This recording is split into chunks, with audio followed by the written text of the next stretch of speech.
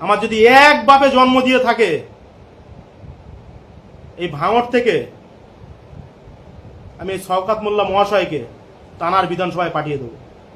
সে সেখানকার নেতা, সে সেখানেই নেতাগিরি করুক। শওকত মোল্লাকে উচিত শিক্ষা দিয়ে দিল ভাঙড়ের ভূমিপুত্র রফিকুল ইসলাম। রফিকুল ইসলাম দাদা, আপনাকে বলছি, এতদিন পরে আপনি সঠিক কথাটা তুলে ধরেছেন। ওই শওকত মোল্লা হচ্ছে একটা নটোরিয়াস ক্রিমিনাল। ওই নটোরিয়াস ক্রিমিনালকে আরও আগে দরকার ছিল আপনাকে এই শিক্ষাটা দেওয়ার ওনার।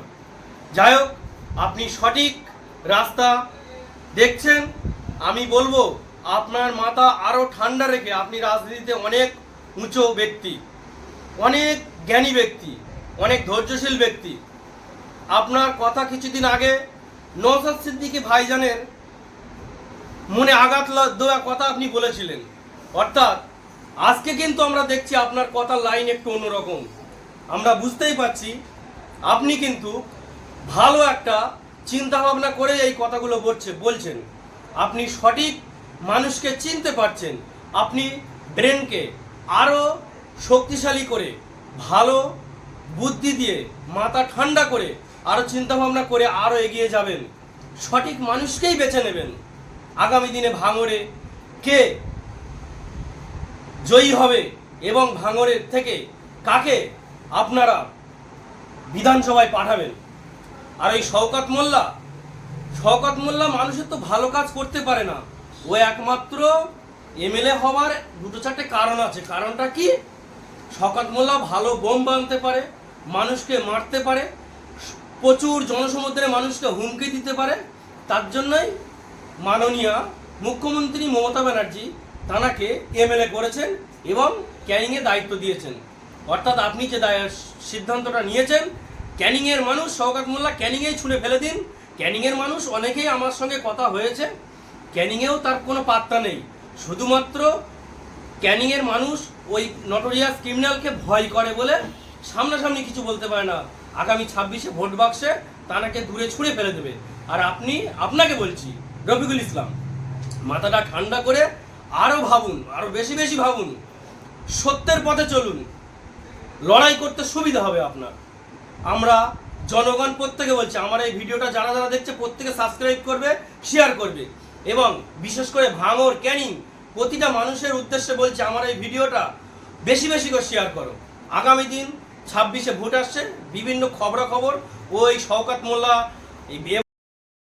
আমরা তুলতেও পারি, টেনে ছুঁড়ে ফেলে দিতে পারি। এত মিটিং করা কি লাগে? আমি মাননীয় শওকত মোল্লা মহাশয়ের কাছে প্রশ্নটা ছুঁড়ে দিলাম, এত মিটিং কি করা লাগে একটা বিধানসভায়?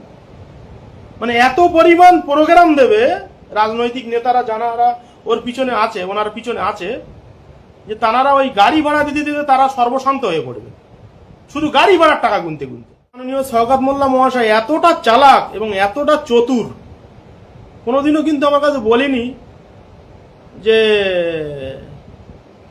কিভাবে চালাচ্ছ বা কিভাবে এইসব গাড়ি ভাড়া টাড়াগুলো দিচ্ছ, বা তুমি 5,000 রেখে দাও বা 10,000 রেখে দাও, বা আজকের এই মিটিংয়ে অন্তত 20টা গাড়ি এসে তুমি অন্তত 20,000 টাকায় গাড়ি ভাড়া লাও। তিনি কিন্তু 5 টাকা আমার কোনোদিনও দিয়ে সাহায্য করি, আর তার কাছে কোনোদিন আমি চাইও নি, বা তিনি দেওয়ার কথা আমাকে বলেও নি। সুতরাং আপনারা বুঝতেই পারছেন।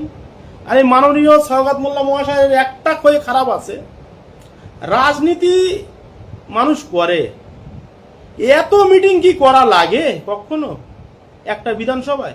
আমি মানলাম ভাঙড় বিধানসভা মাননীয় মুখ্যমন্ত্রীর পাখির চোখ, প্রত্যেক দিন মিটিং করতে হবে?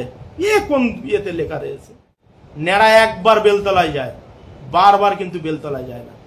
4 আনার নকুলদানা কি 12 আনার নকুলদানা, বা ভাঙড় কার নির্দেশে চলবে, বা ভাঙড়ে কারা রাজ করবে, ভাঙড়ের ভূমিপুত্ররাই কিন্তু ঠিক করবে। খুব হিসেব করে কমেন্ট করবেন আপনারা।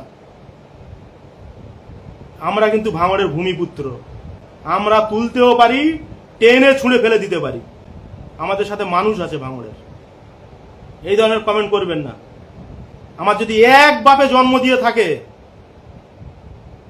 এই ভাঙড় থেকে